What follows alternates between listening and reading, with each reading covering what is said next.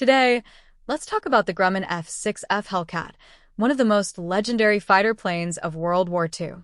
Designed to replace the older F4F Wildcat, the Hellcat was built to take on the formidable Japanese Mitsubishi A6M Zero.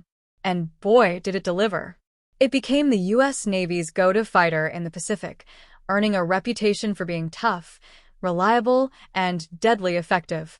Powered by a 2,000-horsepower Pratt & Whitney R2800 double-wasp engine, the same beast that powered the Corsair and the P-47 Thunderbolt, the Hellcat was a completely new design, yet it still looked a bit like its predecessor, the Wildcat. It was even nicknamed the Wildcat's big brother because of its similar appearance, but much beefier performance. The Hellcat first saw action in September 1943, and it quickly became the backbone of the U.S. Navy's air superiority in the Pacific. This fighter was a game-changer.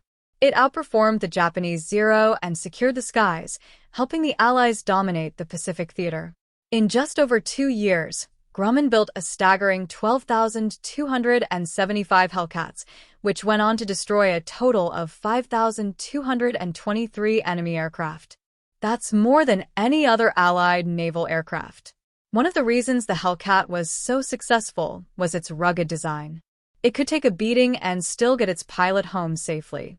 The plane was equipped with armor around the cockpit, oil tank, and oil cooler, as well as a bullet-resistant windshield.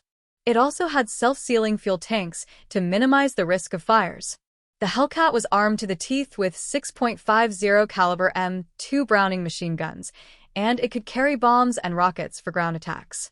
Some models were even equipped with radar for night fighting, making them effective 24/7. The Hellcat was a pilot's dream because it was not only powerful but also forgiving and easy to fly.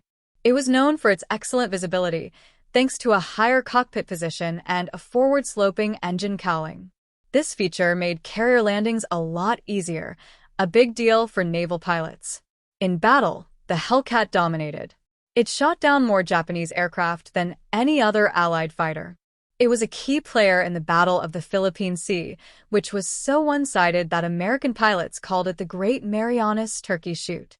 In total, Hellcat pilots flew over 66,000 combat sorties and claimed more than 5,100 enemy kills. They did this while losing only 270 Hellcats in aerial combat, giving the Hellcat an astonishing kill-to-loss ratio of 19-1.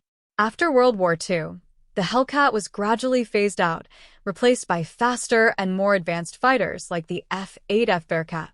However, it continued to serve in secondary roles, including night fighting and even as target drones.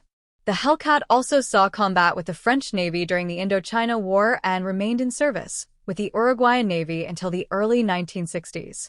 The Grumman F6F Hellcat wasn't the fastest or the most high-tech fighter of its time, but it was exactly what the U.S. Navy needed: a rugged, reliable, and lethal aircraft that could win the war in the Pacific. It's no wonder the Hellcat is remembered as one of the greatest naval fighters of all time.